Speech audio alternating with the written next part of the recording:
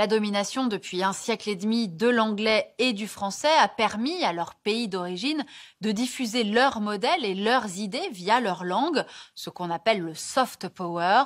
Mais aujourd'hui se pose une question, l'anglais résistera-t-il à l'essor du chinois? C'est ce qu'on va voir maintenant.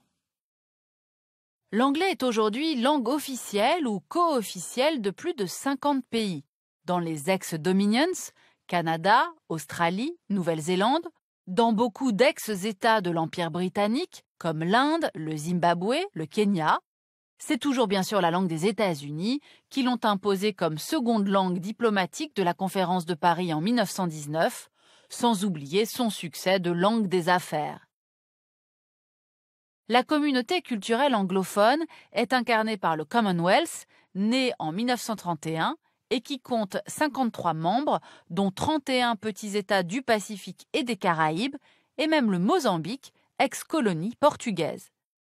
Tous reconnaissent la reine d'Angleterre comme leur chef symbolique et profitent de nombreux programmes de coopération. Londres renforce son soft power avec le réseau d'enseignement du British Council, présent dans plus de 100 pays. Mais revers de cette domination, les 3/4 des Américains et 95% des Britanniques sont monolingues. Alors à présent, intéressons-nous au français, qui reste langue officielle ou co-officielle de 34 États.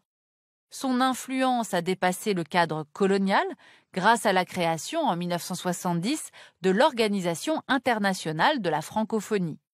Institution politique présente à l'ONU, l'OIF compte 88 États et gouvernements membres, dont le Québec, la Serbie, le Qatar ou encore les Émirats arabes unis, où se sont implantés le Louvre et la Sorbonne.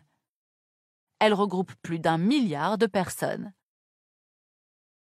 Cette francophonie est active dans le domaine universitaire, politique ou culturel, via la chaîne francophone TV5 Monde, et sert ainsi la politique extérieure de la France qui finance 3/4 de son budget. Tout comme le Commonwealth, la francophonie défend de plus en plus des valeurs, démocratie, paix, bonne gouvernance, ce qui explique la suspension temporaire de Madagascar en 2009 ou du Mali en 2012. Enjeu crucial, car en 2070, les francophones seront à 80% africains. Paris peut compter aussi sur ses 832 alliances françaises présentes, regardez, dans 131 pays.